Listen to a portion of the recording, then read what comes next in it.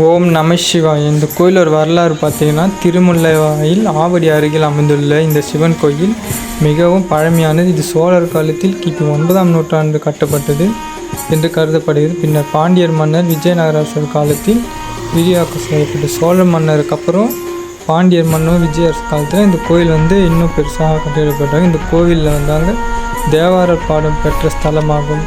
சுந்தரர் போன்ற நாயன்மார்கள் இங்கு சிவனை பாடி வரலாம். தேவாரம் பாடல் கண்டிப்பாக எல்லாருக்கும் தெரிஞ்சிருக்கும். இந்த பாடல் பார்த்திங்கன்னா தேவார பாடல் இந்த இடத்துல தான் பாடப்பட்டது என்று சொல்கிறாங்க. புராண கதையில் இந்த கோவில் தேவார பாடல் இடம்பெற்றது. சோழன் மன்னன் உத்தம சோழனின் தாயார் செம்பியன் மாதேவி இந்த கோவிலுக்கு நிலங்கள் வாங்கி தானமாக வழங்கியதாக கல்வெட்டுகள் கூறுகிறாங்க. அங்கே இருக்க கல்வெட்டுகள் பார்த்திங்கன்னா சோழ மன்னன் மற்றும் உத்தம சோழனின் தாயார் செம்பியன் மாதேவி தான் இந்த கோயில்களுக்கு நிலங்கள் வாங்கி கொடுத்துருக்காங்க, தானமாக வாங்கியிருக்காங்க.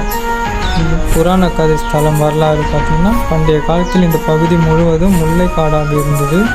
அப்போது வாணன் ஓணன் என்ற இரு குறும்பர் தலைவர்கள் மக்கள் மீது அட்டூழியம் செய்தனர். அவர்கள் அடக்க தண்டாயமான் மன்னன் படையெடுத்து வந்தார். அப்போது மன்னன் ஏறிய யானை முல்லை கொடியில் சிக்கியது. அந்த யானை பார்த்திங்கன்னா அந்த முல்லை கொடியில் சிக்கியது.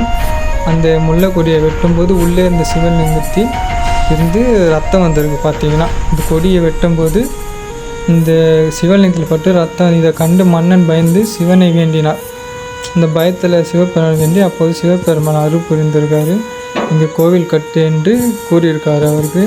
ஆனால் மாசு இல்லாத மணி மாசிலா மணி சக்தி என்றும் அழைக்கப்படுகிறாங்க. இவர் கோவிலோட சிறப்பு என்னன்னு பார்த்திங்கன்னா, இங்கு உள்ள சிவலிங்கம் சுயம்பு தானாக தோன்றியது.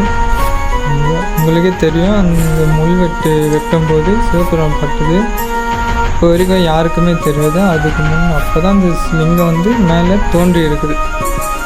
அப்புறம் நந்தி சிலை வழக்கத்திற்கு மாறாக வெளியே நோக்கி இருக்கும். அதை நீங்கள் நோட் பண்ணியிருப்பீங்க, முதல்ல காட்டுவேன். இந்த படம் முல்லைக்காடு காரணமாக திருமுல்லை வாயில் என்று பெயர் பெற்றிருக்கிறது.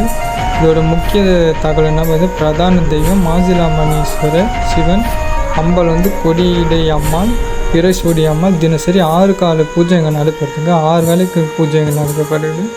சுருக்கமாக சொன்னால் இந்த கோவில் சோழர் காலத்து பழமையான சிவன் கோயில் மட்டுமல்ல, முல்லைக்காடு ரத்தம் வந்த சிவலிங்கம் மன்னன் பக்தி என்று அதனால ஆழமான ஸ்தலம் புராண காலத்தில் மிகவும் புகழ்பெற்றது. இந்த மாதிரி சிவலிங்கம் பழமையான சிவன் பகவானை போய் தரிசிங்க. இந்த மாதிரி வீடியோ மேலும் அப்லோட் பண்ணுங்கள். லைக் பண்ணுங்கள், ஷேர் பண்ணுங்கள், சப்ஸ்கிரைப் பண்ணுங்கள். பாய்.